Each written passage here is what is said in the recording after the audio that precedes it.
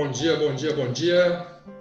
Sejam todos muito bem-vindos ao nosso mais um evento aqui do Fórum Urbanidade. Estamos muito felizes de estar hospedando esse evento aqui hoje sobre transformações urbanas por meio do Placemaking. Temos um convidado mais do que especial, nosso primeiro convidado internacional aqui no Fórum. Então, sejam bem-vindos. Muito obrigado por estarem aqui. Meu nome é Ricardo Birmann, eu sou diretor-presidente da urbanizadora Paranoazinho, responsável pela Cidade Urbitá, que é um empreendimento promotor do Fórum Urbanidade e que está trazendo aqui e patrocinando esse evento aqui hoje para vocês. Vamos passar aqui algumas rápidas explicações, rápidas instruções. Pedir para a nossa produção aí passar o slide. Nós teremos uma conversa muito tranquila, muito relaxada, um bate-papo com o Ethan, diferente de outros eventos aqui do Fórum. Hoje nós temos apenas ele para poder realmente tirar ao máximo, aproveitar ao máximo aí toda a experiência, todo o conhecimento que ele tem sobre esse tema. A qualquer momento vocês podem mandar perguntas usando o botão Q&A aqui do Zoom. Muito importante avisar que se você estiver assistindo aí a este evento através do YouTube, onde ele está sendo transmitido ao vivo, para mandar perguntas, você precisa vir aqui para o Zoom. O link deste webinar está aí embaixo, links.urbanidade.org/24 de setembro.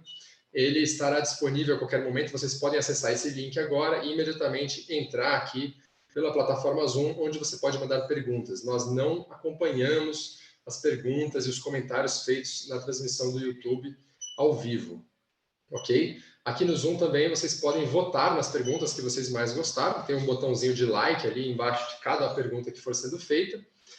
Isso vai fazer com que as perguntas mais votadas vão para o topo. Não quer dizer que a gente vai respondê-las na ordem. Eu vou aqui fazer uma moderação para tentar colocar as perguntas mais, digamos, pertinentes, de acordo com cada assunto que a gente estiver conversando ali em pauta. Mas, obviamente, vamos tentar privilegiar as perguntas que estiverem lá em cima, tá bom, pessoal? Esse é o primeiro evento que nós fazemos em inglês, é um evento que vai ser feito com tradução simultânea. Então, você tem duas opções. Ali embaixo na sua tela, você pode clicar no botão Interpretação para mudar a língua para inglês e para português. Se você quer assistir no áudio original, mas agora está me ouvindo em inglês, você pode mudar para o português, agora só para ouvir essa rápida introdução. Depois eu aviso vocês quando a gente começar a falar em inglês, aí você muda de novo para inglês e aí pode ouvir o evento inteiro no áudio original. Se você preferir ouvir em português, deixa em português o evento inteiro e assim que a gente começar a falar inglês, o nosso intérprete, o Márcio, está aqui. Aliás, já aproveito para agradecer o Márcio por estar fazendo esse trabalho e nos ajudando nessa interpretação. O Márcio vai passar a fazer a tradução simultânea do que a gente estiver falando para o português. Um detalhe muito importante, se você mandar perguntas aqui para nós, por favor, mande as perguntas em português, ok? Assim todo mundo consegue entender a sua pergunta e votar nela se achar pertinente. A gente mesmo aqui, na hora de direcionar elas para o nosso convidado, a gente vai traduzi-las para o inglês. Pessoal, recebi uma mensagem aqui agora de que tem uma dúvida sobre onde escolher a tradução. No painel do Zoom mesmo, da ferramenta Zoom, lá embaixo, onde você tem as opções de perguntas e respostas, ao lado do botãozinho de Q&A, perguntas e respostas, o último botão é o botão de seleção da língua. Então, é ali que você clica para escolher se vai ouvir em português ou em inglês. Muito bem, seguindo em diante, eu agora vou fazer aqui a apresentação do nosso convidado, chamar ele aqui para dividir esse palco virtual comigo, o Ethan Kent. O Ethan, ele é atualmente diretor-executivo da PlacemakingX. Ele trabalha apoiando organizações de placemaking, projetos e lideranças de placemaking no mundo inteiro, crescendo um movimento global de placemaking e criando uma transformação sistêmica da urbanização através de um enfoque em lugares, né? Ele tem uma perspectiva, a gente vai falar um pouco sobre isso aqui, que eles chamam de place-led, né? Ou seja, de orientada aos lugares e não orientada às disciplinas, né? Orientada à arquitetura, orientada à engenharia, orientada ao urbanismo. É muito interessante essa abordagem deles. Ele, em 2019, foi um dos cofundadores da PlacemakingX para construir uma rede de impacto global em placemaking.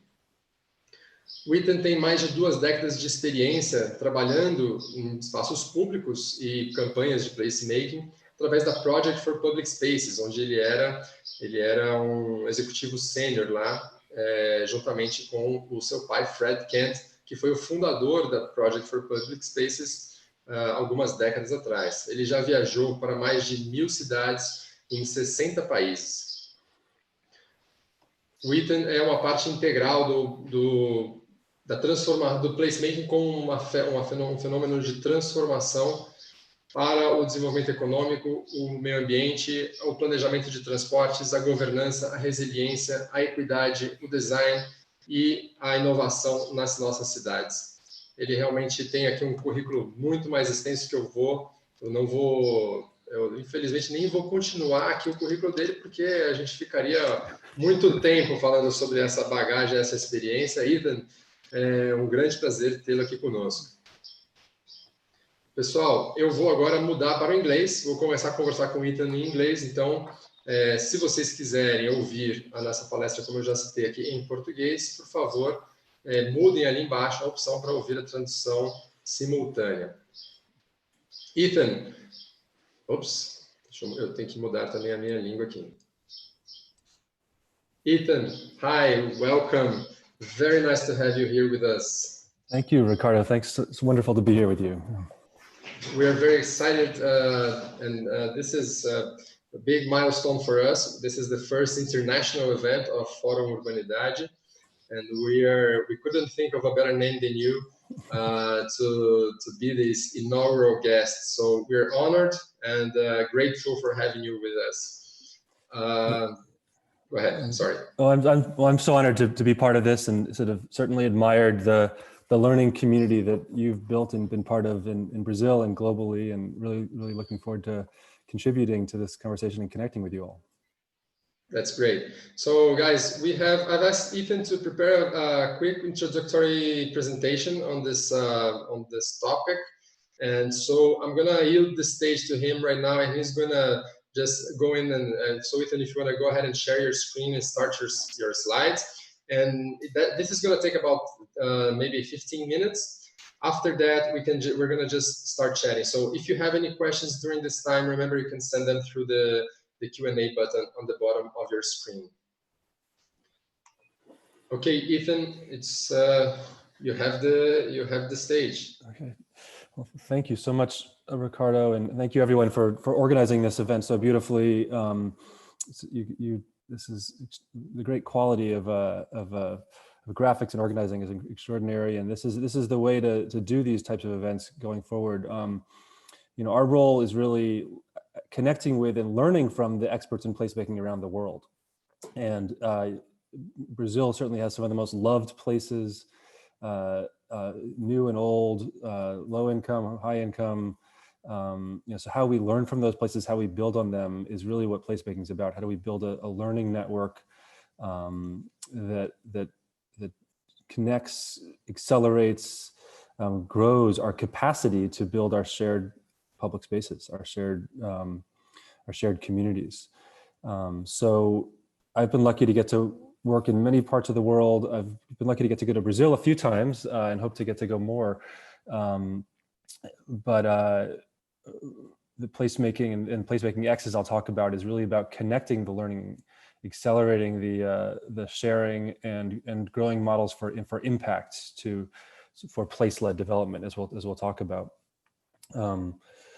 So PlacemakingX is this global network that has just formed in the last couple years, but it's really emerged out of the passions and expertise of people working on this for years. And I'll talk about the history and timeline of it all. But it's really also emerged out of a crisis of the degradation of place, of sort of extractive models that take away our shared value, our shared connection to our common places. So whether it's economic development that extracts wealth, extracts value from communities, whether it's the increasing evidence that's showing how your place predicts your health, your economic success going forward, whether it's the limitations in participation and governance that we're seeing around the world. So local food systems are disconnected from place increasingly. Our transportation systems are more about moving people through places, degrading them rather than connecting them and supporting them. And then, of course, the environmental crisis is central to all this. And at the root of the environmental crisis is our disconnection, our lack of ownership and shared responsibility for the world beyond our homes. And lastly, I'll say, technology is being structured to disconnect us from place. And in architecture and design too have been about a monoculture of solutions that are more about themselves than about the places they're meant to serve and support. But at the same time, we're also seeing a leading edge from all of these disciplines, from all of these fields, realize how if they make their challenge creating great places people love, that they can draw on more creativity and skills from their discipline, create more demand for their solutions, and most importantly, enable the collaboration and resourcefulness that's necessary to apply these.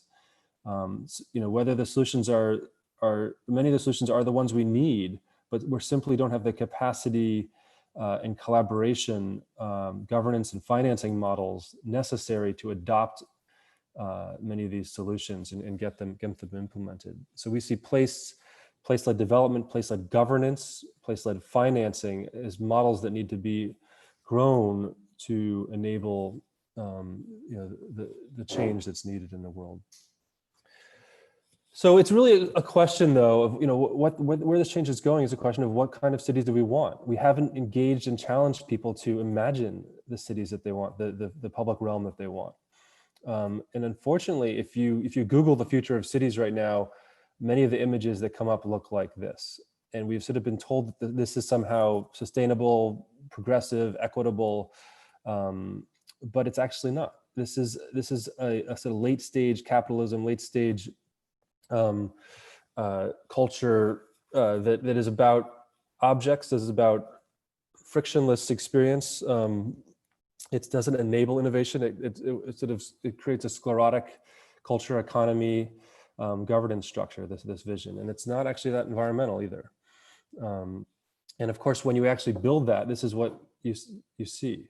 This is central Jakarta, but it could look like, there's parts of Sao Paulo or other, South American cities that look a lot like this, that are about isolated buildings, that are about themselves, about their own corporation. It could be anywhere in the world, and that you don't feel safe walking between, that you can't imagine much collaboration amongst these people. You can't imagine much community, and you can't imagine much place attachment. People that work or live here would be just as happy to work or live anywhere else in the world. So we think if you lead with design and development, you get design and development. It's not even good design, good development. We need a deeper challenge than that.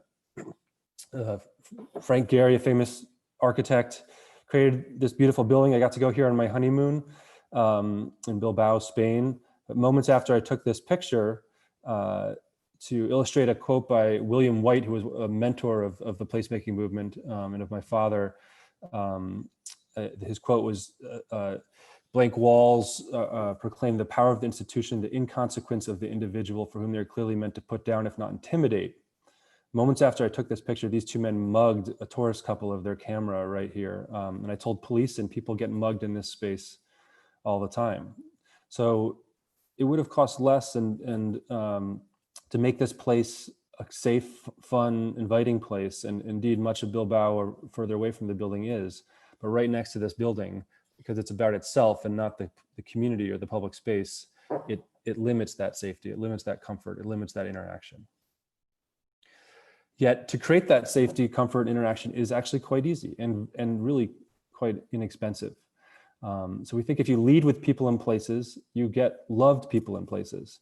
If you allow people to take ownership over them, to shape them, to feel comfort in them, to feel like that anyone's welcome there, they start to contribute to it. They start to make it a place. They feel like they're not just consumers of the place, but co-creators of the space. And that can be done just through being able to sit on a chair and move it. We helped advocate for the reclamation of street space throughout New York City, including working with Times Square. And they didn't have the nice chairs that they'd order come in time, so they had to go to the hardware store and buy these $35 cheap chairs that only lasted a month. And there was a really healthy debate around whether they should be kept or whether they should be, whether they're up to the standards of Times Square. But that informality, that comfort, that debate led to people feeling ownership over this, and led to people never wanting to put cars back through the center of Times Square again. So we're seeing an evolution of development through sort of a paradigm shift from project-driven, which is let's build things efficiently, to discipline-led, which is let's get the best experts, the best educated people to tell us what to do. To place sensitive, let's have experts engage the community, respond to context, to culture, to environment, to history, but it's still experts coming up and analyzing the data and then pushing a solution. We think where we need to get to actually adopt the best of the expertise and the best solutions is what we call place-led, where we're actually not just engaging communities, but empowering them, challenging them, facilitating their action, and then most importantly, actually building their capacity to lead, to take responsibility, to create places, to build that governance and financing capacity at that local level. And that's when it goes viral, and that's when learning and capacity for change becomes enabled. Detroit's a city that we've seen really transform through this place-led approach. And we've gotten to be involved in efforts in the downtown, but also in some of the poorest areas further out from the downtown. And we got to work on the most iconic space was just creating a temporary beach in the center of the city in a park that we'd actually also worked on that was formerly just a huge traffic intersection. So by making the center of the city about people and places and about informality, and comfort, it became a place that was welcoming to all. And people by sitting there, they started to feel ownership over it, whether you're a tourist, a local, someone that had lived there for decades, or just moved there. You felt not just welcome, but you felt like you are shaping the place and that you have responsibility to co-create it. And so that carries over not just to shaping the public spaces, but to shaping the economy and the culture of Detroit. And people are sort of competing to contribute to the shared value of that city. And it's not more livable or more economically viable than many cities. In fact, it's still very challenged, but it has this wonderful buzz that I think many Brazilian cities perhaps have too, where you want to be part of it. You want to help contribute to the shaping of it. So in its incompleteness, perhaps a city like Brasilia has aspects that are incomplete, or maybe there's strong debates over those debates. Those challenging discussions can be leveraged for transforming places for the positive, for engaging people. When there's something negative or something problematic, that's an opportunity. And Detroit certainly has shown that. Further to this point, Saskia Sassen, a sociologist from Columbia University, said that the city has long been complex but incomplete. And in that mix of complexity and incompleteness lies the possibility for those without power to make a history, to make a culture, to make an economy. So again, we see placemaking as facilitating, supporting, challenging those that have been left out to help shape their city. And Saskia Sassen talks about in the Quito papers, talks about the need to lead the new urban agenda with public spaces that are incomplete, that are informal, that are porous. And we need the spaces around them, the built environment, to be informal, porous, and connected. But we also need the governance to be open in that way, and the economy to allow upward mobility and integration, social integration, and so forth. So how do you actually do this? How do we actually apply this? How do we get this to happen? An idea that my father developed when he was at Project for Public Spaces was called the Power of 10. And it was just a sort of a loose theory that a great city has at least 10 great destinations, and it can best transform itself locally and globally, its perception, through focusing on these destinations and managing them and engaging people and shaping them. But the way to do that is to focus on 10 places within each destination. Places sort of at the human scale, at the scale at which people make eye contact. And then each place needs at least 10 reasons to be in it. So before we start thinking about design and form and objects, we think about uses. What do we do in the space? What's our excuse for spending time there? And how do we layer those uses so many different populations want to be there? People want to come back. So people start to connect. That's the magic of a place, is when it has multiple purposes to it. We see place as giving purpose and meaning to space. So New York is an example. I've lived here my whole life and gotten to work in many parts of it and some of these destinations. We think its perception locally and globally has been transformed through how these destinations have been transformed. And really we should learn more from the process of the transformation and the management and governance structures that have emerged than from the design. Too often cities try to copy the design of the High Line or of Bryant Park.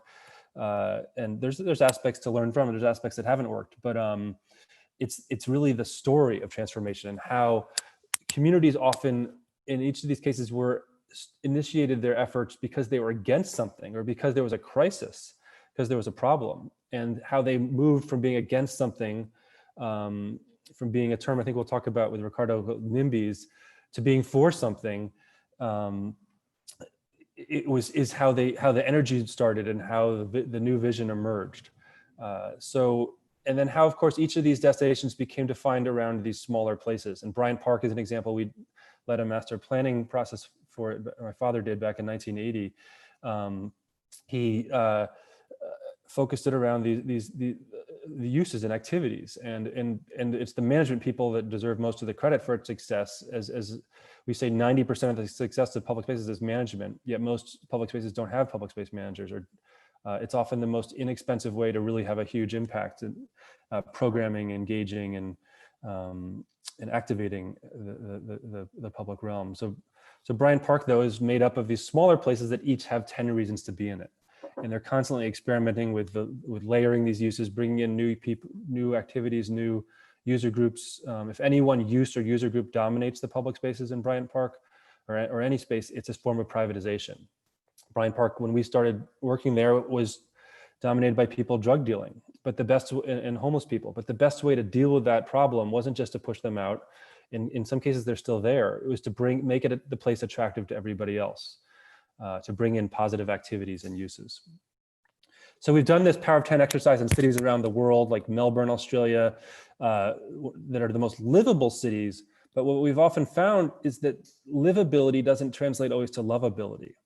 And livability is, we all want that for everybody, but a focus on livability sometimes focuses too much on a narrow design, environmental agenda, economic agenda that correlates with high cost of living, sort of exclusionary monoculture environments. And so they did this Power of 10 exercise, and the red dots were places that they are not comfortable, they're not proud of. The green, there were only a handful of green dots in Melbourne, even though it was one of the most livable cities in the world, consistently ranked as such. And the yellow dots were these places that with a few more activities, with not a lot of investment, you could make them great places as well. So it's a simple exercise you can do in any context to figure out where are the opportunities to transform your city, and how do we start engaging people to do that. But it's also an exercise that reflects how people actually are experiencing your city and how people, how open up a conversation for how different demographics and different interests are experiencing and positively or negatively your community. We've done this exercise in a favela in Rio, where we did some training for placemaking, and it was very revealing. Some favelas of the same design had or similar designs had very different experiences of place. And some in communities, it was also in the areas between the favelas that felt unsafe. But at the same time, if you put a little bit of effort into an entrance, you could really change how people experience that, how welcoming that area is, how proud that community is of itself. And some of the streets in favelas are some of the best places and are as good as great streets in Paris in terms of how they support comfort activity, safety, engagement, and some of the similarly laid out, similar form streets are some of the most unsafe places in the world too. So how people manage, program, take ownership of a space is key, as illustrated by favelas as well as anywhere. So cities around the world, we've gotten to work in most contexts and learn from people doing placemaking and try to support their efforts. Nairobi is a city that has been leading a citywide placemaking campaign, with placemaking weeks, with conversations, with debates, with temporary activations that have led to more permanent, these temporary changes have led to more permanent changes. But without the temporary conversations, the capacity building, they never would have made the political case for the permanent changes, or enabled the ownership and management that's necessary to make these places work. So we shape our public spaces thereafter, our public spaces shape us. We see public space as really the building block of cities, of civilization, of culture, and how we shape it, how they can enable us to connect and continually participate in their shaping is how we ultimately have the capacity to shape our civilization, to deal with whatever bigger challenges we have, to connect across difference, to have fulfilling lives, to build our ability to love each other, to build our ability to open up, to feel safe and feel spiritually connected in different ways as well. So we see placemaking as it's a very practical, hands-on tool, but it's also a tool for bringing meaning and purpose to our lives as well. Some definitions that people have used, we see the process of placemaking is a process of debating what placemaking means and who gets to do it, and making sure it's always inclusive and not dominated by any one user group. But we see it's a collaborative process by which we shape our public realm in order to maximize shared value. We want to, in good placemaking, private value goes up as well, but shared value goes up at an even higher rate. It's also strengthening the connection between people and the places they share. There was an MIT study done about placemaking that found that the biggest benefit of many placemaking processes is the social capital that's built through the placemaking process, the connections that are built and the capacity that's built as well. So PlacemakingX, just a few quick words about that, was launched in June 2019. It's a network to accelerate placemaking for global impact, but we're the first principle of placemaking in the book How to Turn a Place Around that we recently republished. The first principle is the community is the expert. That same principle applies at least as much to the global placemaking community. There are people learning and innovating on placemaking from so many different contexts all around the world, and the movement needs to be built on them and their efforts. The mission is to be a global network of leaders who together accelerate placemaking as a way to create healthy, inclusive, and beloved communities. And the vision is to make the spaces we live into the places we love, to create a thriving, equitable, and sustainable world through the convergence of values, passion, and action around public spaces. So a little bit about the timeline and history. Many of you may have heard of Jane Jacobs, some perhaps William White. They were really the mentors of many placemakers and of my father, of Project for Public Spaces. My father got to work with William White and got to know Jane Jacobs when he was working in the early 70s on the Street Life Project.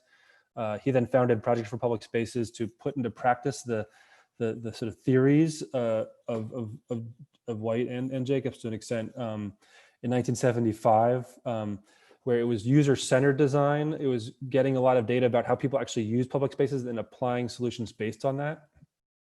But in the 90s was when we really started using the term placemaking.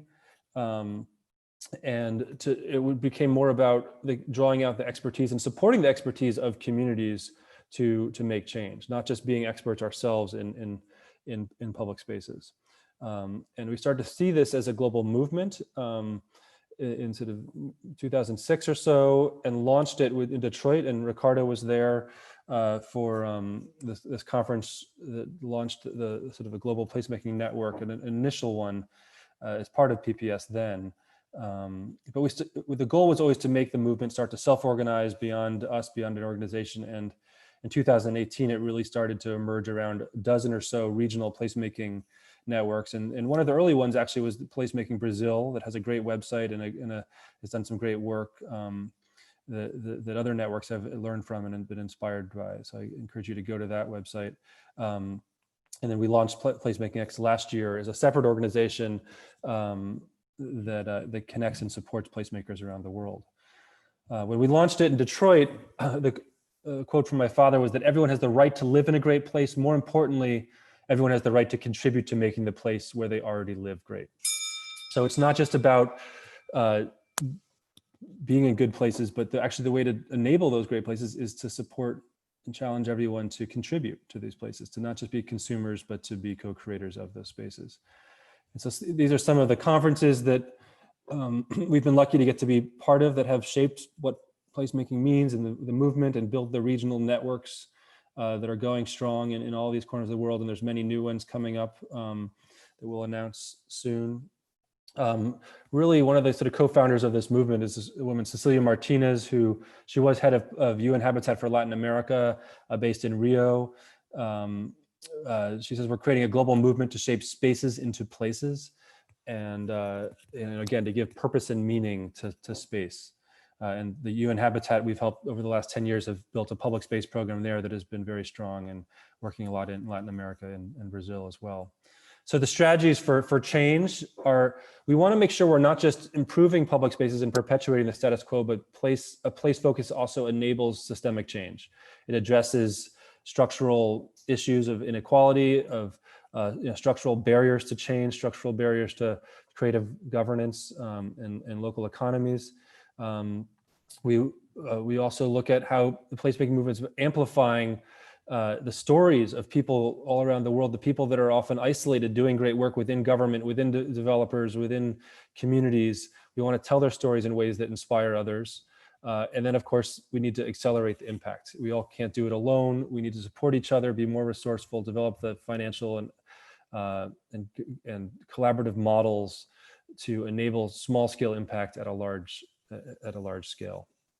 So the Power 10 is a way to perhaps envision this exponential impact that we can all have together, whether we create places in front of our homes, offices, or in larger places or destinations in the downtown. But how do we start to envision perhaps Brazil or the cities you're in to work together around these goals, and how a few small places in one great destination in your city can go viral, can change how people feel about the city and build your capacity to take on bigger challenges.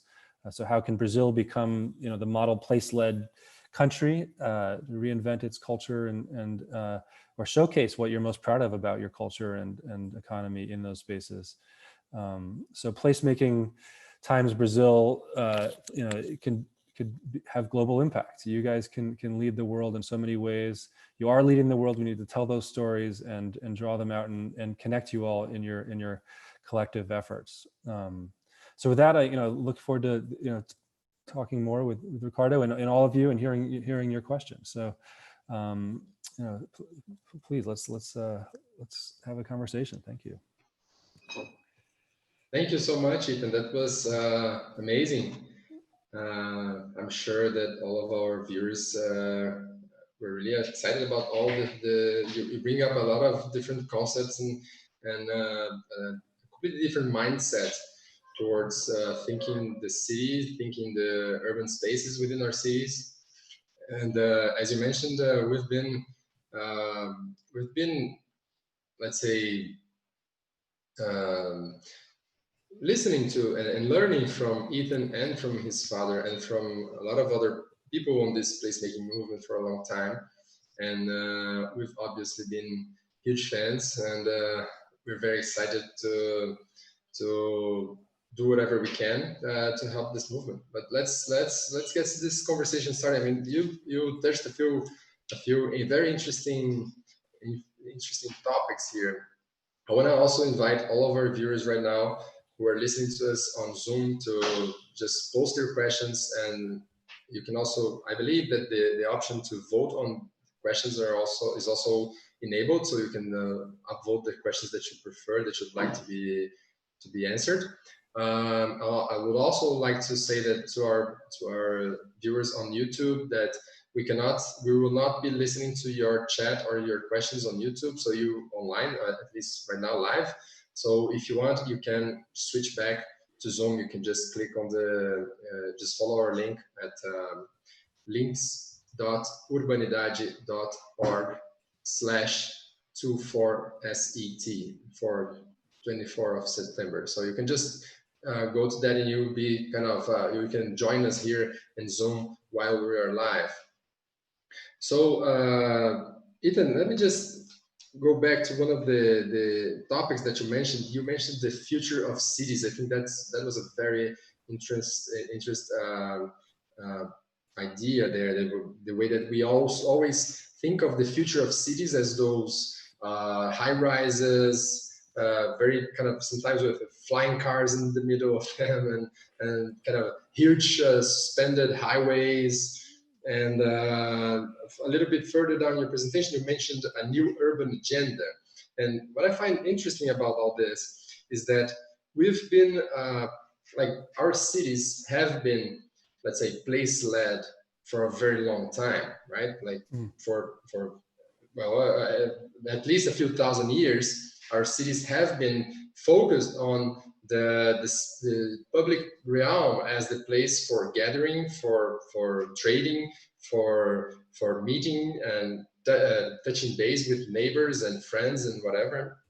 And then in the last maybe a little bit more than 100 years, like maybe from the beginning of the 20th century, we kind of made a huge, it seems that we've dedicated a huge energy into really changing what cities should be. And then we ended up with this new vision for cities.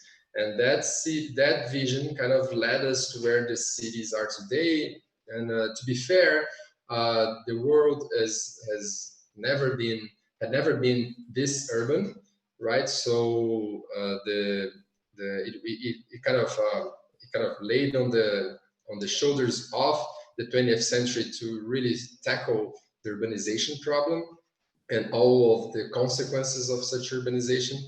But what we're seeing today is that this new urban agenda is kind of trying to shift back a little bit, right? To kind of push back and to go back to a different approach. What do you think are the best, maybe, let's say, key aspects of this change that we should be looking at and kind of trying to focus our view and our perspective when thinking about the future of cities? What should we not take into consideration? What should we focus on? Yeah, no, I think it is really important to sort of understand the trajectory here in the larger story, and obviously learn from the past mistakes, but even more importantly, learn from what people have done right for centuries and millennia. Informally, people knew how to create great places, and in the cities, the towns that succeeded most were the places where people collaborated best to create shared spaces, to create great main streets and squares and waterfronts, and those are the places that people love. People behave the best and connect the most. It's hard to understand how we forgot that, how we moved away from that. There were some theories, around sort of the Industrial Revolution and with modernism and in the sort of the middle of the last century, where there's theories around efficiency and that were sort of anti-human in a sense, that were that were treating everybody like they're the same, like they're objects to build economies with. And our cities sort of reflected that, and we really separated out the different functions of cities. We through zoning, but we also separated out the different roles of disciplines, and each discipline became more distant from the cause of creating places and the cause of the people they're meant to serve. They became more about their own solutions and their own skills, all valuable, and not that they're not smart people, but traffic engineers were just about moving traffic. That was the wrong problem. Architects were just about creating, an efficient building or an object, a beautiful building. Sometimes even is nearly conceived. We can't just be more sensitive with these efforts. We really have to turn upside down the shaping of cities to start again with places. And there has been a trajectory with you and Habitat, with the formation of that in the 70s and 1970. the first Habitat conferences were really focused on the housing unit instead of the building block of cities and just the crisis of housing. Understandable, but it was still sort of on the parts, not the whole. And then it focused more on the block, the building block zoning. But I think it's turning upside down to really focus on the public space and the street as the building block of cities. And you and I were at a conference in Buenos Aires called Streets as Public Spaces and Streets as Drivers of Prosperity. And so, that have really understood how we need to start with the life of the street, the sidewalk, the informal activity, the small business as the building block of great cities as well. Yeah, that's very interesting, the shift from this discipline-led approach. But I think this is, from your experience, from what you've seen around the world, are cities actually being able to move that change? Because from our experience here in Brazil, and I'm just kind of thinking as you were talking about this, that as real estate developers, what we do is we have to hire the traffic engineer to do the traffic, let's say the traffic program or traffic impact assessment. And then we have to hire the architect to do the design of the building. We hire let's say the infrastructure. Even in infrastructure, you have different firms and different people designing the different aspects of the infrastructure. So you have one guy designing the streets, the other guy designing the let's say the power grid, the other one designing the sewage and water facilities and things like that. So all of those disciplines, they're very segregated. And then also in terms of how you push them forward, how you do the licensing and approvals and all that, they're all segregated. I mean, have different cities being able to actually kind of break this down and change the mindset altogether? Because it seems like a big change, like a big cultural change more than anything else. Yeah, it's a cultural change, but it's also a common sense, and it's frankly just a more fun way, creative way, energizing way to work, to say we're all trying to do the same thing. We're all trying to create great places. And we find that engineers, retail consultants, developers, they aspire, they raise their level, they raise their energy to when they have that shared goal, and they become problem solvers for that bigger goal of great places. But the way to do it, obviously we all have sort of forgotten we've atrophied in our ability to do this and to participate creatively. We've all been trained to be traffic engineers in a sense, to just look at these problems narrowly and complain about problems and sort of recede into our home, into our discipline, into our private space. So placemaking is about supporting and challenging people to start to come outside again from their home, to live at the front of their home, to overcome fear, to connect and collaborate and find the mechanisms to do that. So, but we do think when you have one small place in your neighborhood where all of a sudden people do that, when one home, when one street corner, when one central square reflects that it can go viral, that becomes the place through which you identify your community around, and how you organize and how you define and build your culture and your local economy.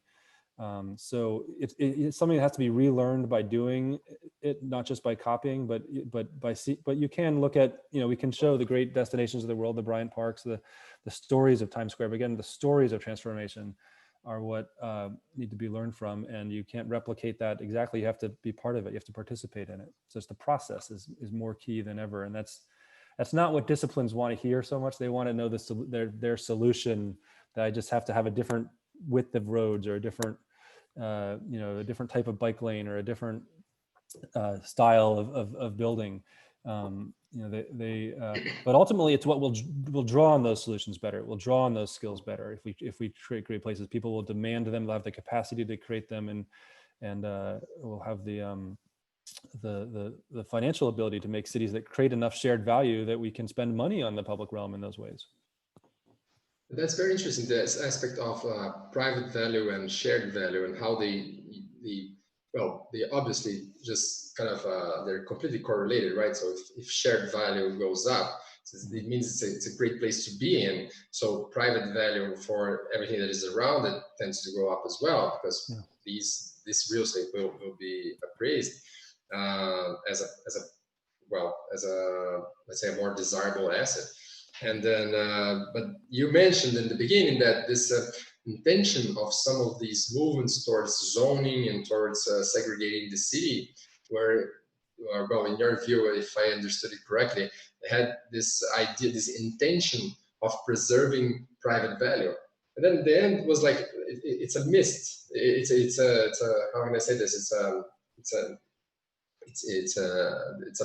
was a bet that was missed, because what we see today and what's very obvious is the opposite, is that these strategies, they will not only reduce overall shared value in the city and overall quality of places and quality of being, but also reduce the private value as well. So I think there's a huge opportunity here for a very collaborative approach with everyone involved, because this is a complete gain-gain situation. Do you think? I mean, who is there? Let me rephrase that. Is there any opposition to a place-led approach? I mean, is there anyone who would be against something like that? So yeah, it does seem like common sense. Yeah. Again, it's we've all been trained in our schooling to forget common sense, to forget. We've been trained to come up with solutions, to push them, to argue, and work in a very linear box, to analyze a narrow set of data and come up with a narrow solution. We haven't been trained to be facilitators, inspirations, educators of other people. So we haven't been trained in facilitative leadership. And culture is fear has been allowed to dominate culture, that private, the privatization of our world, moving towards a passive consumptive experience of, even the best solutions, certainly consumptive culture and sort of shopping and consuming is one of the most dangerous things that's making our world unsustainable. But it's also just consuming progressive solutions. We feel like we're actually addressing something if we're just voting, if we're just buying more sustainable products, or shopping locally. That's not enough. We have to create a world that works, and it's got to be. And the only way we're going to do it is not out of guilt or out of out of pressure or regulation. It's going to be because it's more fun, and because it creates these win-win environments. And so, yeah, we need help from you creating sort of a graph of showing how, the places of greatest shared value support, strong private value, but in a way that private value that gives back to that shared value, that creates these virtuous cycles, where the buildings, the participants, the businesses all compete to contribute to that shared value, and they win accordingly. That's the only way we're going to make this idea go viral and create land use patterns, economic patterns, cultural patterns that enable, life on Earth to continue, in a sense. Right now, it's a virus that's sucking value, that's sucking our capacity, our connectedness, our sustainability.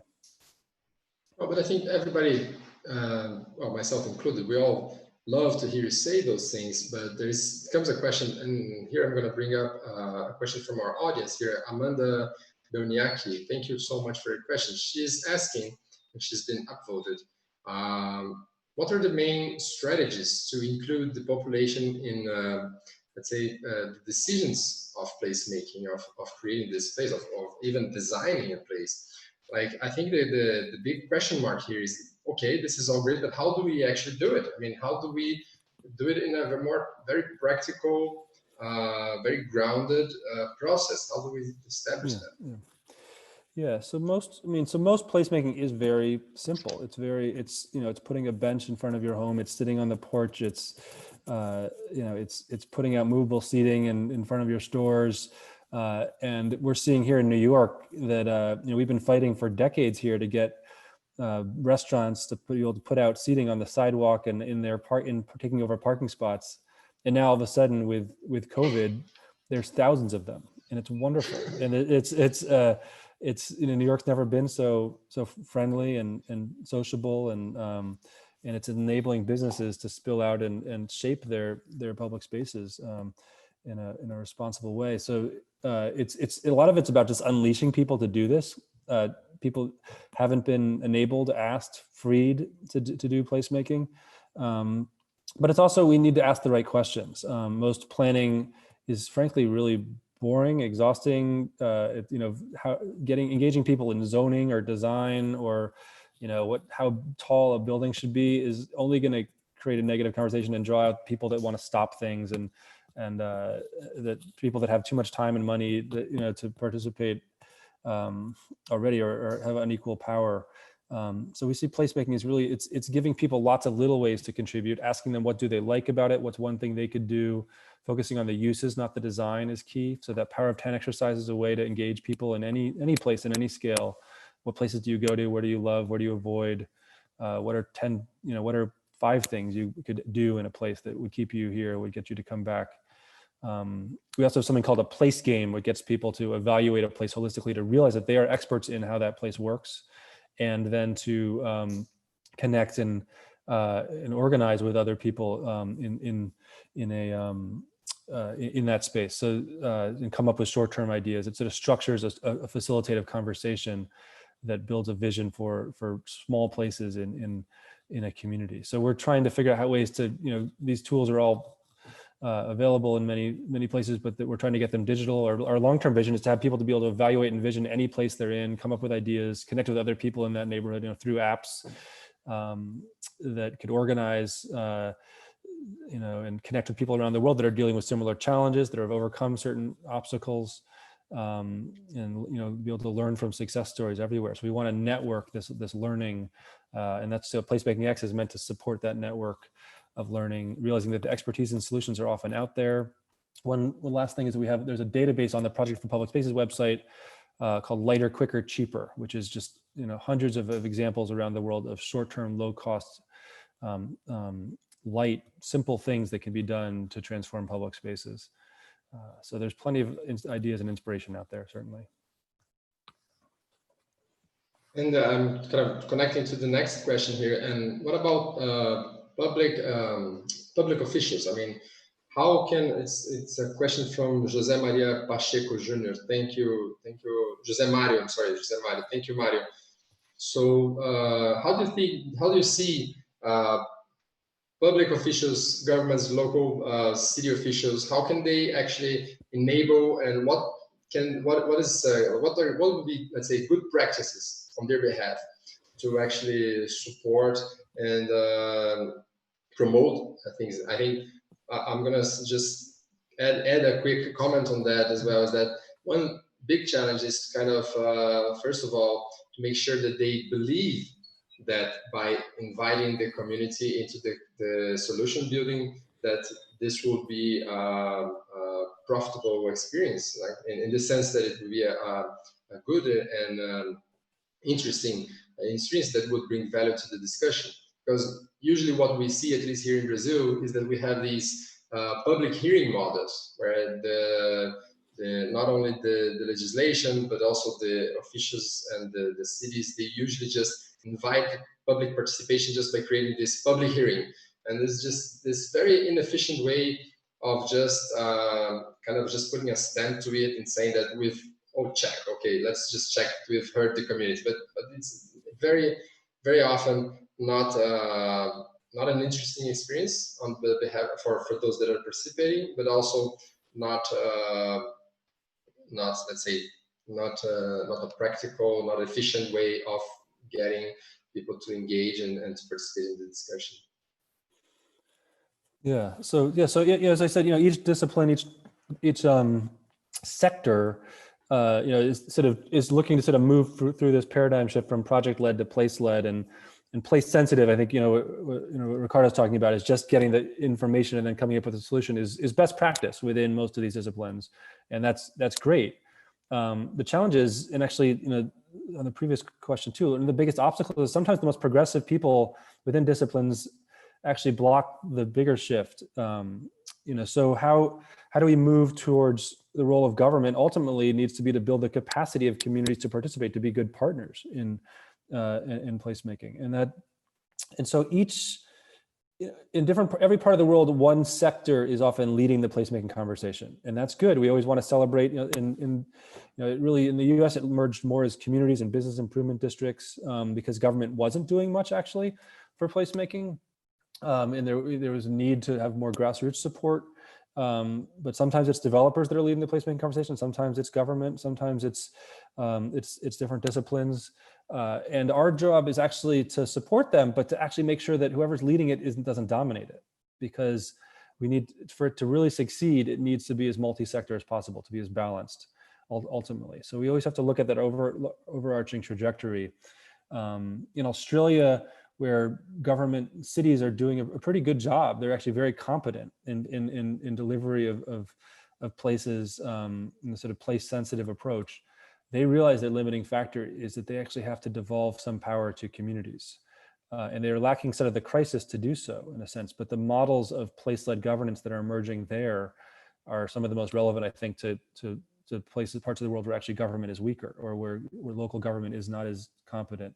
Because in a way, you're actually doing the community-led part better. And how do you draw on the the informal governance and placemaking skills that are already in these communities, which is so key. And many times people feel like they have to, they're seen as chaotic or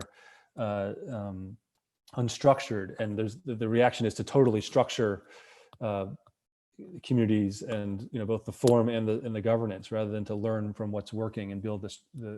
So that that's where cities were really destroyed when we did urban renewal in the U.S. and and took out neighborhoods that were some of the most vibrant, the best quality urbanism, the best quality economic social capital, and destroyed them. So we need to learn from, again, I think Brazil in some favelas, some are great, some are really truly problematic, but your main streets, your waterfronts, although Portuguese colonial forms have great assets, have limitations, but also the new form, the new culture that emerges in Brazil. How do you create places that preserve, showcase that, and allow new culture to emerge? What we have a lot here in Brazil right now, I think it's a very, very trending issue, is that, and we've talked about this on our last Fórum Urbanidade event here last week, is about how a lot of cities are working towards kind of bringing back attention to their city centers and to their downtowns. And there's been a lot of talk about this. I think most of the Brazilian capitals have this on their agenda in some way. And it relates a little bit to everything that we're talking, because most of these downtowns, they were created at a time when zoning was not so strict. But then the process of urban sprawl and suburbanization of the city that was induced by some of the zoning that was put forward after that kind of pushed people out of the downtowns and then out of their centers. And so if not so much, if not, maybe some of these initiatives are not labeled as placemaking efforts, but they are indeed, in essence, just kind of promoting city life back into some areas of the city. And I think that's got a lot of resonance to what you're talking about. And here, one of our viewers here, Jorge Hochheimer, I think I got his name right. Hochheimer, I think Jorge Hochheimer. He's mentioning Largo da Batata. I don't know if you know about this place in São Paulo. It's just basically a big urban, big open square within a very, let's say, high-end portion of the city. It's connected to the Faria Lima Avenue, which is the main hub for corporate buildings and things like that. So, but it's basically just an open space, right? And we've had throughout the years, we've had a lot of different approaches, different projects. A lot of them were design-led, some more, some less. There's just a big corporate tower that is under construction right adjacent to it. And I think that it's missing a big opportunity of creating a ground level that is connected to the square. And they're going basically the standard way, which is just to fence off. And we've had even a Young Gale project for that area, but none of them actually went. None of them moved forward. And I think I agree with Georgia, because this gives us a feeling of a certain frustration, you know. So how can we, who should be engaged in that? I think this is what Georgia is more concerned with. Who should be the participants? Who should be leading this change? And how do you think we can get those people? And also, I'm going to connect with another question here from Mirella Glashman. She's asking, how can you moderate these interactions? How can you moderate these, let's say, events of community engagement and participation in a way that they do not become ideological, you know, polarized attack from different sides, and people just attacking each other and not creating this constructive conversation. So that places like Largo da Batata in São Paulo, they can actually start to be changed, and not just to be this promise like year after year. We're always hearing from a new project for the Largo da Batata, but it never gets through. Right. No, those are really good questions. So we say it takes a place to create a community and a community to create a place. You have to start the focus on the place, builds a few people around it, and then doing something small builds the community, and, you know, builds the place, and they build each other up. And indeed, as you guys point out, that it has to be about, you know, there often is good friction and debate that can lead to this, but place is about bridging difference. It's about coming together, about creating something common. We've seen placemaking really work in places of greatest conflict, even, and you know, in places where there's refugee populations, or worked in Israel, where there's refugees that are seen as the biggest problem in a space, and the government people had never even talked to them, and when they just talked to them, they realized that the refugees didn't want to be seen as a problem. They actually had good solutions. They wanted to be part of the solution, and it just the process of, you know, if they talked about their differences right away, they would have kept fighting. But if they talked about how to create a shared place together, it relaxed everything, and realized that they all have shared goals, and their ideas are additive and layered, and they can in many different uses and needs can coexist in a place. But yeah, it is ultimately that facilitative, that conversation, that process that's so key. We tend to lead with the plans, with the solution, and even if it's exactly the right solution, that people feel alienated. They don't have ownership over it. They're not gonna get behind it. And often it's too expensive, those leading with the solution. It's not the right way to do it, or it's not the way to build the momentum for the money. So we start with, you know, the lighter, quicker, cheaper, the experiments, you know, the conversations, the debates. You know, some failures can be useful. Some bad ideas can lead to learning. Some, if it's done through a larger process of learning and collaboration. So it's, you know, the best transformations have been done by all different types of community processes, sometimes businesses led, sometimes activists, sometimes, you know, it was sometimes an architect or a mayor led it, but they led it. It's how you lead it in a facilitative way that allows other people to feel like it's their idea too. That feels like they're shaping the space in a very informal way. You know, it could be through public engagement. It could be through just coming to the space and moving your chair and putting dots on a map or what you like, or it's the ownership, in the way the businesses and the local culture people feel like they're shaping it and allowed to shape it, not that they're just fitting into something. That's key. So the informality is so key. And again, that's what, you know, Brazil has informality, you know, in all kinds of ways, more than most countries. And, you know, in and fun and comfort and joy is expressed in your public spaces. You have a history of that, and so how you support that and how you showcase that, you know, not in a way that's, you know, just kitsch, but, you know, in a way that's allowing, you know, that the joy to be viral, to be creative, and, you know, lead to new culture and new innovation, new businesses. Yeah, that issue of informality is very interesting. I mean, here in Brazil, the general culture is of fighting informality and of correcting informality.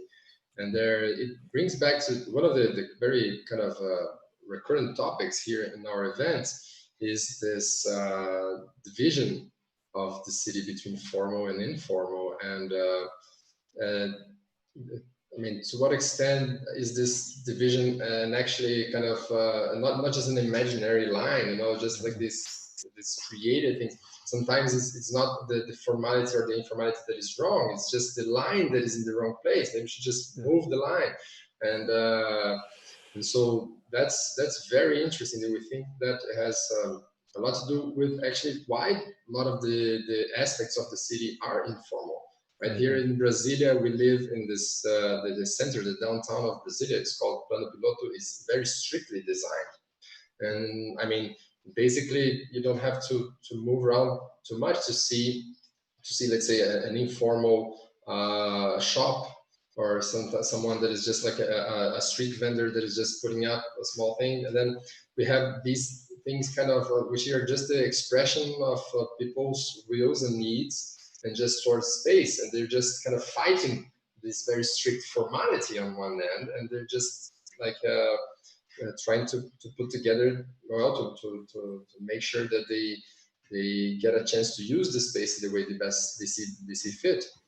And so that's very interesting. Yeah, I mean, it is sort of the tension in so many parts of the world, and you're right. I mean, you know, certainly Brazil, many parts of the world have, you know, either very formal or very informal places, and there's they don't really connect. You know, and I think people in general, we're afraid we see that there's just two options of sort of order or chaos, and we see place as this sort of third way. I mean, both order and chaos lead to entropy, lead to. I mean, you have a physics background, and so you know how you understand this better, but place can be this emergent third way of you know, self-organization of emergent order, and indeed it's often it's in the areas between you know, the edges of informal settlements that can be more open and welcoming. It's where you add a little bit of loosen a little rules, you know, like in Times Square, very, you know, where we put out the seating in the street. You know, that can be so transformative to a place that's very formal. So it can be a real benefit. We work a lot in Sweden, or you know, where the culture is very formal. The buildings are very formal. They're, you know, and they just desperately need. If you create a few spaces that are somewhat informal in a process that's informal, it's amazing how transformative it can be and how relaxing. But it's not about being against order or against informality. It's about being for places that people feel comfortable and they love, that they can take ownership over.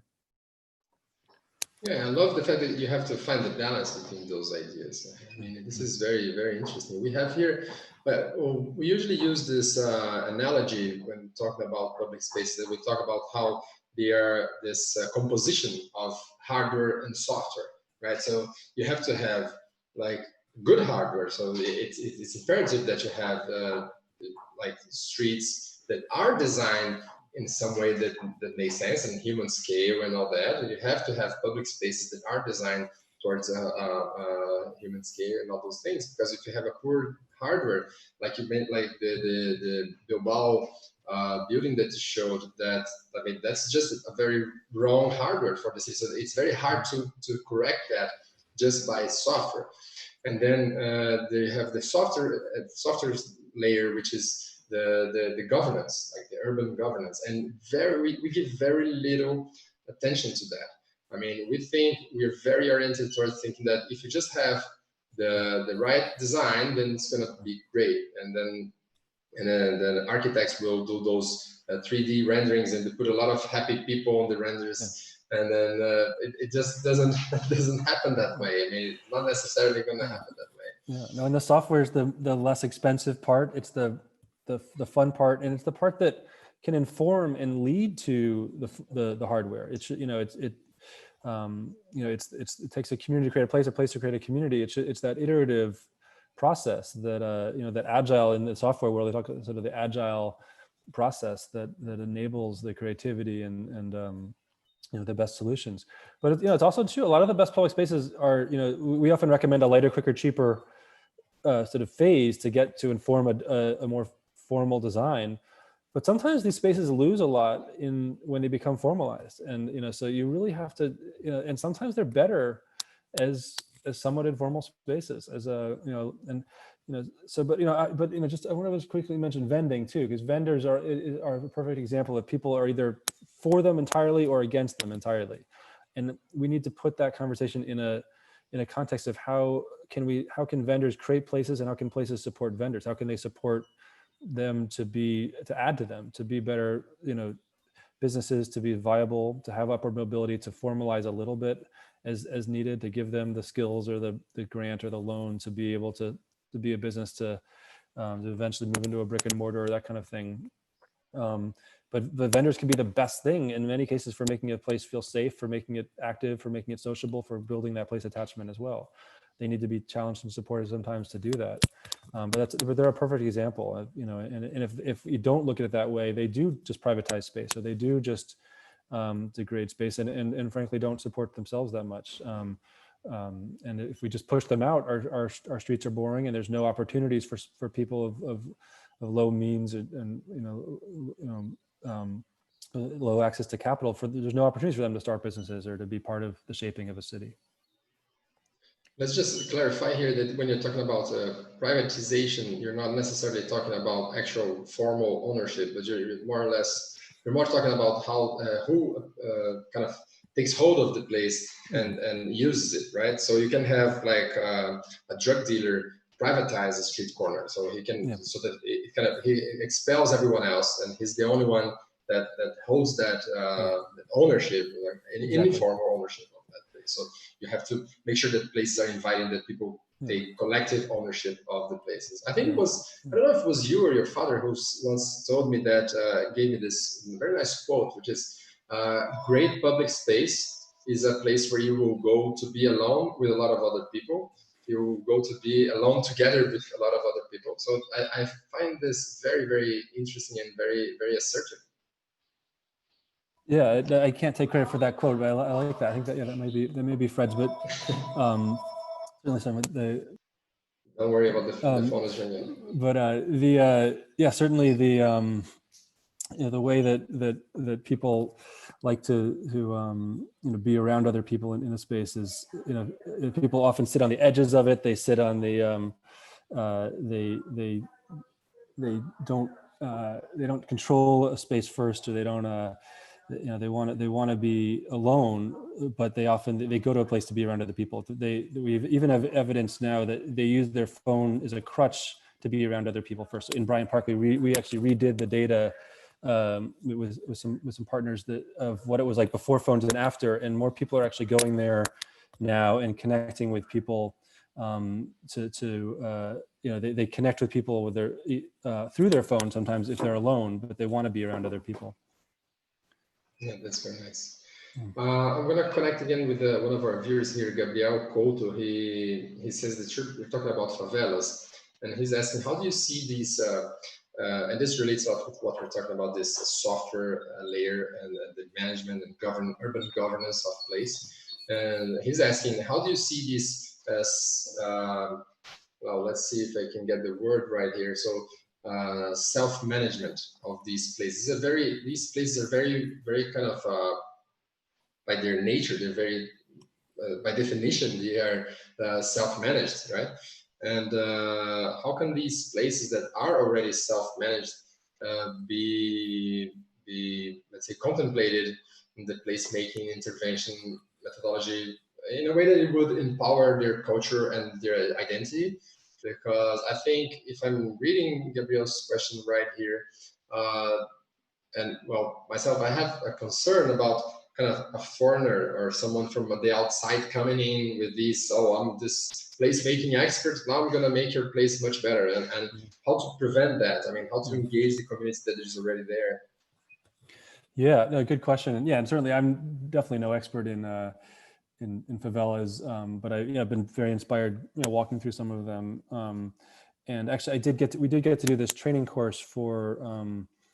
There was 40 architects awarded as part of the UPP process in Rio to do interventions, which was the wrong approach, to just tell young, there were very good young architects to come up with solutions to help favelas, and that was about imposing some object, some design solution, and they have no way of engaging a community to find out what they needed, what they wanted. And I agree, in many cases, I think it's just actually helping people in that community to realize that they are self-managing a place well, or how they're doing it, and to have that conversation with their neighbor, at that little intersection, on that little street, about how, in many cases they have purpose. There's a place to sit. There's a little overhang. There's a little place there's a little shop on the corner. There's a little object that it allows people to slow down and talk to each other around. But it's how they collectively make it feel safe. And that's shared surveillance of the space that makes it work, or the lack there of self-management that's a problem. So really building from that up. And then it's, again, I think it's small things. It's, it's putting out a chair, it's creating a little shade, or it's, supporting somebody to sell something on a corner. It's that power of 10 that makes a safe place that people are proud of, that people have attachment to. And it's, so there are efforts, I know, with informal settlements and favelas to start with the public spaces. Previously people thought it was just about housing units and about, but that wasn't creating safe places. It wasn't creating economic activity. It wasn't creating social connections and attachment. So people are starting to realize you start with the shared value, the shared spaces, and but then it's also the purpose. Placemaking is giving the purpose to that space and the self-management.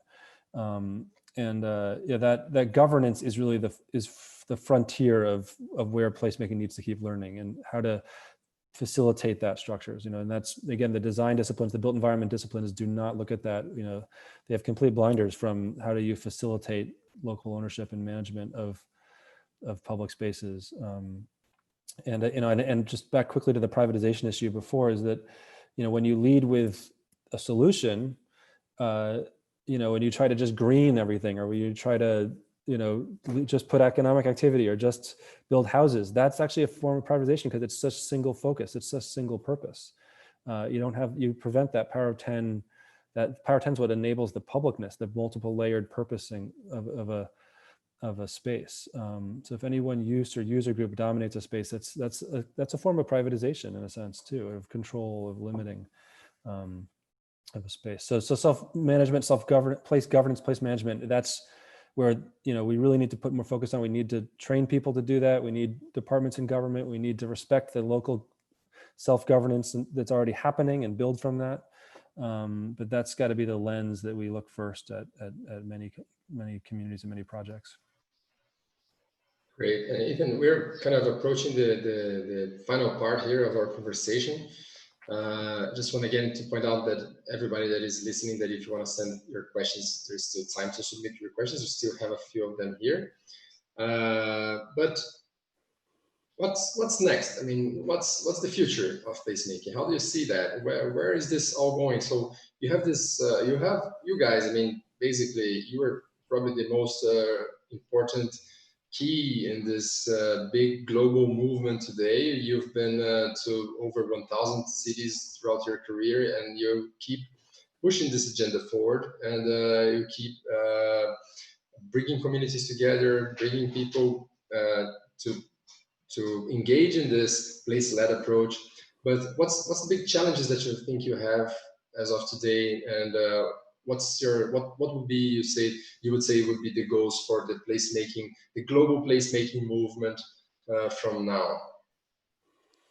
Yeah, it's certainly a really fertile time. It's a fragile time for cities too, for all of us. And so that's why in this networked approach, it's not about me or anybody. It's all creating these anti-fragile networks of that where we connect and learn. We're lucky to have had many gatherings, where, that have created sort of networked relationships among placemaking advocates and leaders from different sectors around the world, that have created this really strong network where people really just like each other. There's amazing people we're lucky to be a part of, to be connected to.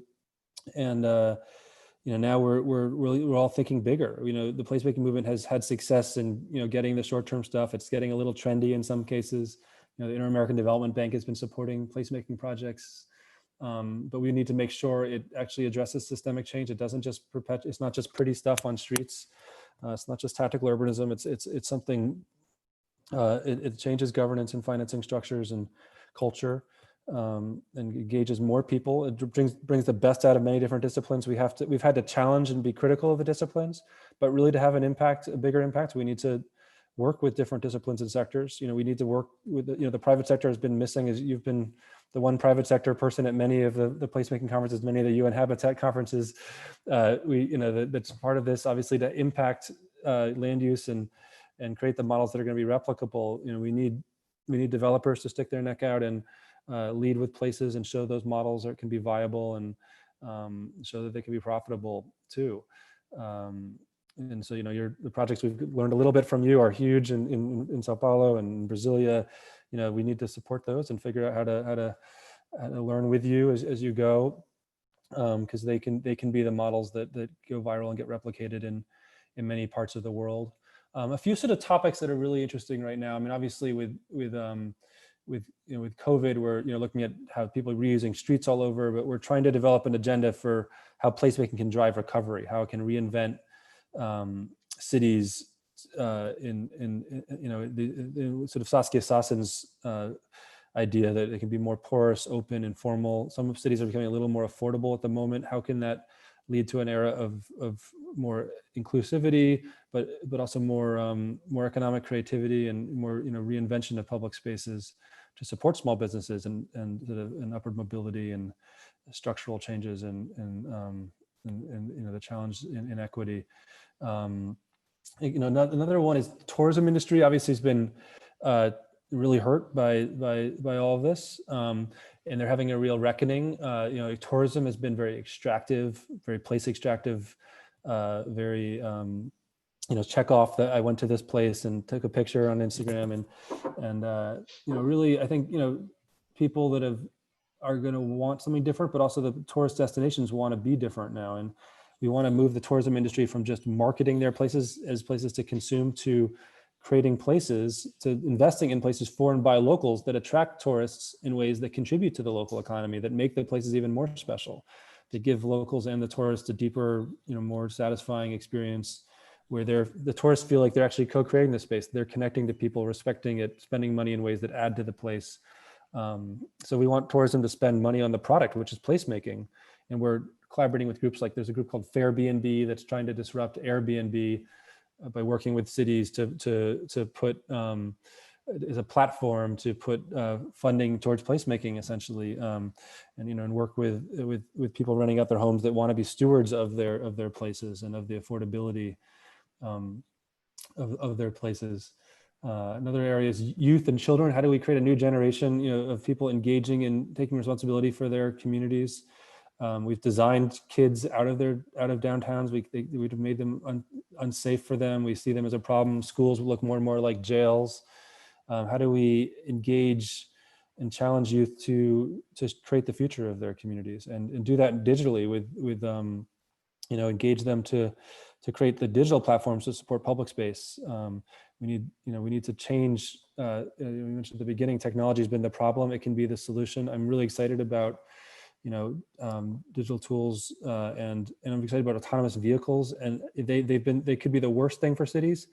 They could be the best thing if we envision them as such. If we envision a city around destinations that technology supports rather than technology that drives and defines cities. If we allow technology to define cities, it's gonna be very disconnected, very monoculture.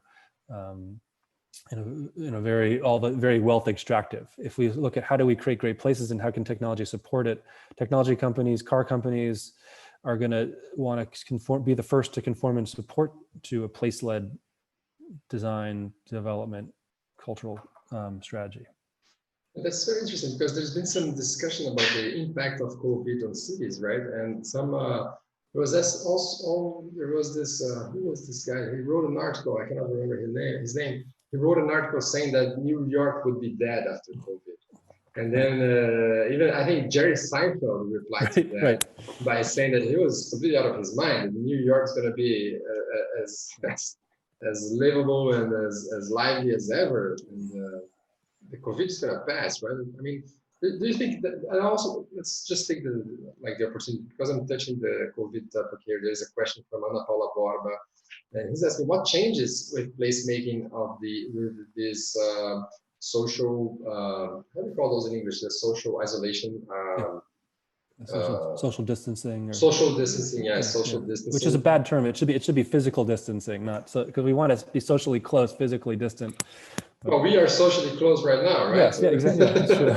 Okay, but those measures of keeping people apart, and how does that change in terms of placemaking effort? Are you just putting things on hold right now, like waiting for this whole thing to pass and then just get back to life as it was? Or do you think there are some enduring changes and enduring transformations going on? Yeah, well, it's both. I mean, this, it has been a time when people have sort of receded. At first it was a real crisis for public space. People, we couldn't be in them, and but I think people were also appreciating their public spaces all the more because we couldn't be in them, and we were appreciating our communities all the more because we were isolated from each other, it is still the public spaces, where people did leave the cities, and to some extent, if they could, they still wanted to be on our main street in a downtown, and right now, as people are allowed to be out in public spaces again, that we're finding the physical distancing isn't that much of a limitation. To be 6 feet from people, if you're wearing a mask, you can still, my neighborhood here in Brooklyn is as social as ever, and people are more appreciative of their community and of each other. They're more, they're slower. We were too fast before. We were too, and people nod to each other, acknowledge, each other, make sure they've been okay, and we appreciate that we have a neighborhood where we can walk and see each other and recognize each other's existence and their presence. We want to be around other people in real life. I mean, it's been wonderful to be able to connect globally, but it's also the memories of times together, of great places we could be in together in the future that sort of drive these conversations. So it's a time for reinvention of public space. New York, there are people leaving. The data is, it's very debatable, and it may be more people. The people that wrote the article that New York is dead. New York may be better without those people. Those, that sort of there's been discussions where a lot of the chain stores have been leaving, and a lot of some of the bigger corporations that are less connected to and frankly less contributing to big cities are less engaged. Actually, the big tech companies, for some reason, are actually investing more in office space, which is a surprise, and so it's in New York in some of the historic buildings and so forth. It's definitely a big shift. I think there was a shift. It's accelerating a lot of shifts that existed to begin with. People were looking at office spaces. Let's work more in restaurants, in the streets, and co-working, and more informal environments, and collaborate more. Let's not be isolated in our office towers as much. So let's, it's a time to rethink things and accelerate things. We have to use this crisis too to enable that change. If we just go back to the way we were, and certainly traffic and transportation, we had very little traffic during the heart of the crisis here in New York, and now people are still getting comfortable getting back on transit. So there's a lot more traffic at key times, and we need to there's a big fight right now to make sure we reclaim streets to prevent the redominance, the dominance again of the automobile in this city. That's very interesting. I think there's one question that I've been meaning to bring up, and I think it connects a lot with what you just said, which is we're kind of seeing these big, let's say, cultural economic transformation going on in the world. People are calling this the VUCA world. They're calling this the economy 4.0. There are a lot of different names for this new reality where people are more into the shared economy. People are more into companies are wanting more to be in a collaborative environment than they were like a few decades ago, when they were more about corporate secrecy and things like that. I think Bruce Katz talks a lot about this, like the new localism, and how like cities are becoming again this focus point of economic development. Not cities themselves, but let's say the urban realm, like the urban aspects of cities, the density, the shared spaces, the public spaces, the street life, all those things are kind of gaining a lot of importance in this new world that we're kind of moving towards. And I remember one time, I don't remember, I've met Ethan in a few different cities already, so I don't remember which conference it was, Ethan, but I remember we were talking to your father about this relationship between placemaking and innovation, and how that duality of those two big things are more or less connected with the future and the cities that we're going to have, at least that we should work to have in the future, and how these cities can be this environment that foster innovation, and that foster a very kind of a much quicker, let's say, economic cycles are moving much quicker, and how placemaking kind of connects to that. You want to comment a little bit on that? I think that's a very interesting idea. Yeah, no, it is a really interesting topic, and it was a new one for us a few years ago, because we were so focused on place shaping, but economy shaping, which is really what innovation is. They were sort of totally disconnected from each other. How those worlds and they actually need each other to support each other. I think it might have been, we were with Bruce Katz in Stockholm at the Future of Places conference there. And yeah, so we were brought together with Brookings on an initiative on placemaking and innovation to sort of see how these connect, and the focus on innovation districts has become a topic, a trend around the world. But we sort of found that a limit to these innovation districts, to how innovative they were and how inclusive they were, was if they had places where people could connect, across sectors, across departments in a school, or across businesses, and also that if the place attachment is a means to keep talent there, attract talent, enable people to stay there and invest in the long term, invest in ways that have spin-off benefits to the community, that hire locally, and buy locally as well.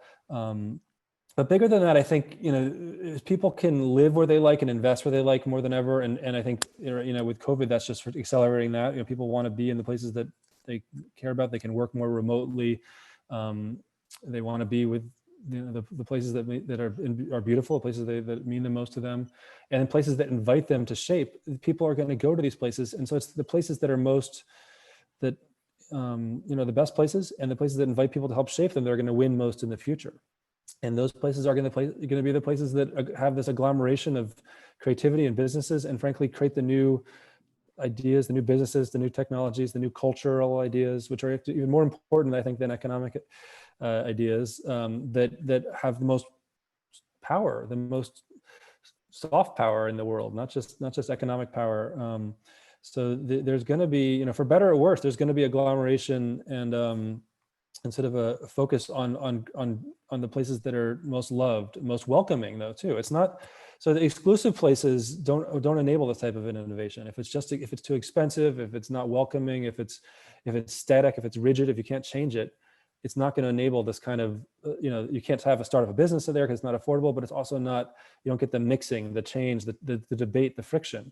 So it's actually, there's more incomplete places that are key. And I do think, we can, it's the older cities, it's the ones that have problems, that can be retrofitted. And I also, we haven't talked about, but rural areas too, people will move to rural places if they can create a great main street. I think it's actually at the scale of districts or neighborhoods or main streets that cities fail and succeed. And people crave living at that scale. So so smaller cities, but all cities of all sizes will ultimately need to work at this sort of district scale. And again, that focus on innovation districts that's where the most collaboration and mixing and innovation can occur. So how do we govern? How do we create those place-led financing mechanisms that enable investments in placemaking, that capture the value and share it locally, support the startups, support the businesses. Those mechanisms will really be what drives success and enable leadership from the ground up. And the other thing I wanted to mention is that we're so much focused in the news, obviously, on on global governments, national leaders, and how they're sucking up all the energy, and they're mostly quite problematic around the world right now. You know, not to go too far into it, but the hope you know, that I have is that localities will continue to lead and are leading. They're the ones that are shaping the ideas, the economy, the culture, you know, the conversations.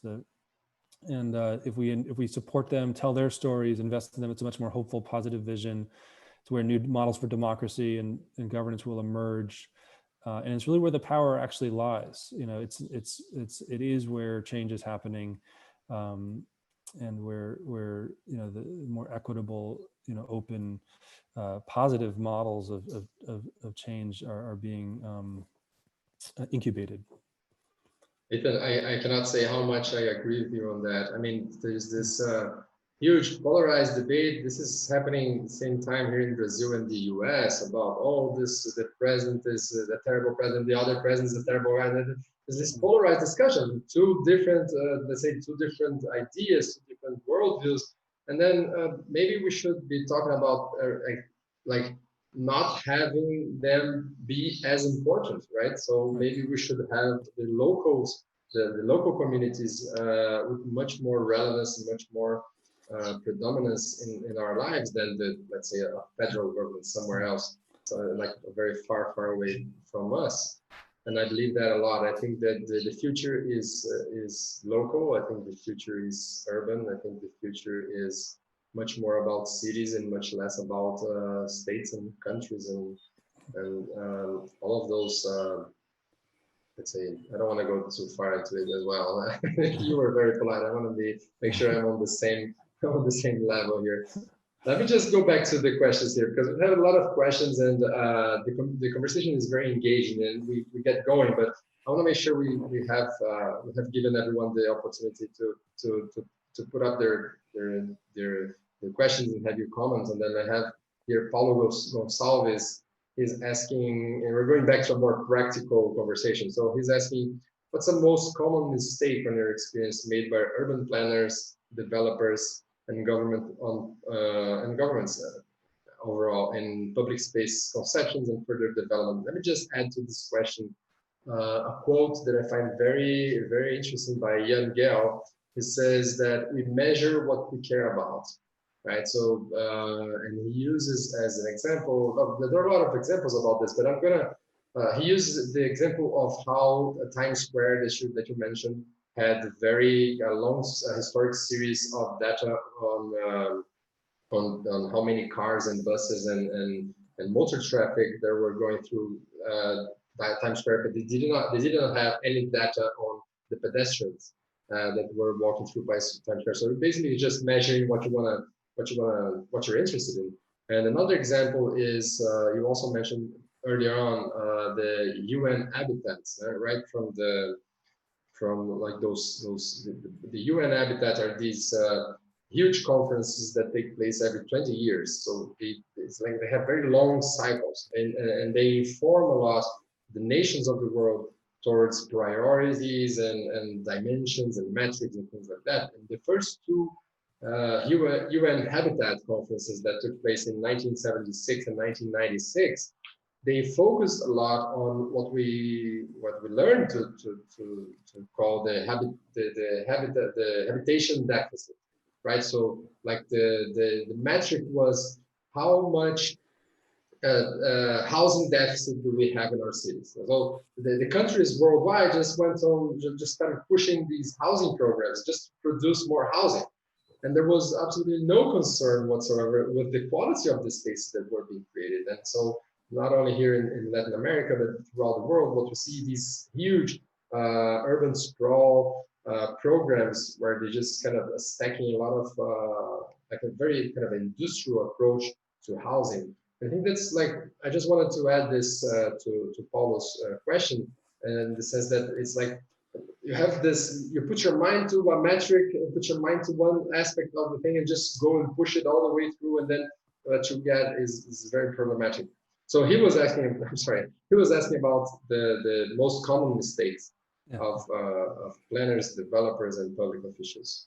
Yeah, well, it's certainly, we've talked a lot about how solutionism and the silos of discipline, lead to the biggest mistakes. People leading with, if everything it's all you have is a hammer, everything's a nail. And that's, even with the most progressive solutions of, greening and bike lanes and whatever, it can limit the actual adoption of those solutions or the creativity of those solutions. We need to lead with, a deeper understanding of the challenge and a deeper understanding of the opportunity of creating great places. Then how do we draw on the solutions? So we can't put the disciplines or the solutions first, and that, unfortunately, with the future of the cities, the imagery is leading with the solutions, and it's led by each discipline or each business competing to say where the most important. It should be led by landscape architects or planners or architects or the car companies or the developers or whatever it is. But I also want to say that mistakes, we need to create a culture of failing fast, of having more mistakes. And in the best, something my father says is you have to get it wrong to get it right. But we need to create a culture where you make lots of mistakes. So with lighter, quicker, cheaper, it's about trying things, learning. And if you get some bad press for something, okay, that's an opportunity to, or if you get someone being really upset, it's an opportunity to have a conversation, to engage that, to get some discussion going. So we need cultures in government and in disciplines where we try things, we make lots of mistakes, and we create a learning culture. We need a learning culture globally that's reflective, that's open, that we take criticism, we understand each other, that's not as fragile in those senses. So let's embrace and allow mistakes. And ultimately this is about humanizing cities, but creating more humanity. And humans are fragile, and imperfect, fallible, and that's open. So we need a more open culture in our streets where we're vulnerable, but also in the process of shaping our cities. I guess the other part is that cities are clearly shaped by men, by white men, often. By the culture of cities reflect this sort of the very male culture of being right, of arguing, of this perception that it's one person's vision, whether that's true or not. That's the culture, and that's a very exclusionary culture. So we really do need to actually feminize the process of shaping cities and feminize cities in many ways. I completely agree as well. This is amazing. We've just had, I was just talking inside, within our company about this, about how this kind of very masculine kind of model of decision making and all that, how this has been pushed back by this new world where it's much more collaborative, much more intuitive, and much more. And these are all, well, I don't want to get into the gender discussion here, but it's very kind of, these are feminine traits. And this new economy that we're seeing coming through, it's kind of bringing these issues very much to the forefront of governance structures and power structures. This is very interesting. It's a very interesting change, and I think placemaking, and it has a lot to do with that. Yeah. Ethan, I think this has been great. I mean, we really have to respect the time frame that we had here. We were supposed to have gone just about for 1.5 hours. We're already 20 minutes in, and I think that with that we're gonna have to wrap it up. I'm gonna give you some time to just do some closing remarks, and then we're gonna. I mean, we've had many other questions here that we didn't have the chance to go into. But if you want to leave your, I know you're a very open guy, so if you want to just leave your contact information there on the screen, we can make sure that people can touch base with you and connect with you if they want. And then I think this is it. I'm just gonna take some before I give you the stage again and to do your closing remarks, just want to thank everybody for being here. I really enjoyed this conversation. I think it was amazing. I want to thank everyone who took the time to be with us throughout this event. Also, thank you for everyone else who's going to be watching this on YouTube afterwards. We want to thank the production team here for Fórum Urbanidade. They've been great. They have done all the hard work and the heavy lifting. I want to thank Marcio, our interpreter today, for enabling us to do this first simultaneously translated event. It's been a great experience, and I want to also please ask everyone that is watching to please answer the questionnaire that we're going to put up at the end of the event, where you can help us promote better events, better talks like this one in the future here in the Fórum Urbanidade. Please follow us on the social media. We have here on my upper corner here our pages on Facebook, Instagram, and also on YouTube. Please follow us on YouTube to be notified for new events. Click on the little bell there that you get, so you get the notifications. I'm gonna give this. I'm gonna yield again to Ethan so he can do his closing remarks, and then I'll come back just for the wrap up. Well, thank you so much, Ricardo. This has been such a pleasure to get to be part of this, and really wonderful questions. Special thank you to Marcio Sabanto for interpreting. This is the hardest job, especially with how much we covered so quickly. But I'm really excited. I hope this is the start of something. This is a great series, and the Urbanidade is the type of learning networks that we need locally and globally to support the community building, the learning environment, the sharing that's possible. We look forward to supporting, highlighting, promoting your events coming up, and connecting you with other placemaking people around the world. Hope we can collaborate on events going forward. Please do, sign up if you're interested to be part of PlacemakingX. It's free to be an advocate for we connect you with other placemaking leaders around Brazil and in Latin America, around the world. There is a Placemaking Brazil website I really encourage you to go to. It was created a while ago, but has some of the best definitions and toolkits for placemaking, and it's got local case studies as well.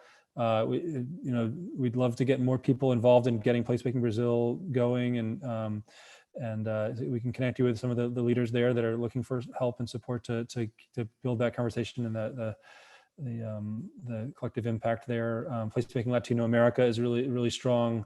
There's some WhatsApp groups and conferences that we can connect you with, and then also with this placemaking. There's going to be a big conference in Barcelona, probably February, on post-COVID cities, organized by Placemaking Europe, but with placemakers from around the world, that will help really chart a future for how a place-led future that we'd love you to be a part of. But please feel free to get in touch with me anytime, on social media, through email, ethan@placemakingx.org. Look forward to learning more about what you all are doing and supporting, highlighting your work. So we need you, and Brazil is one of the most fertile places for this, has a lot of the biggest challenges, but also the biggest opportunities to leapfrog what great places can become. So please keep overcoming these obstacles, and we're all here supporting you, and ready to excited to learn from you as well. Cheers. Thanks. Right, Ethan, thank you very much for your time and for being here. We're very honored. This was an amazing conversation. We're looking forward to putting it up on YouTube right after this event.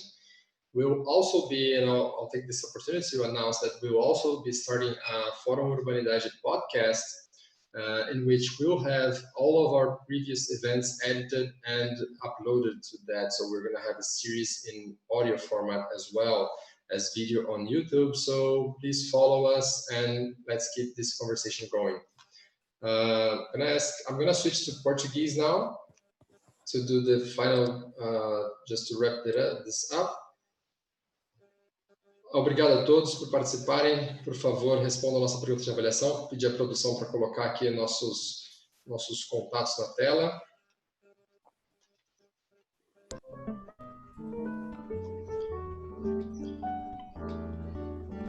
Por favor, sigam a gente aí nas redes sociais, nos acompanhem e até a próxima.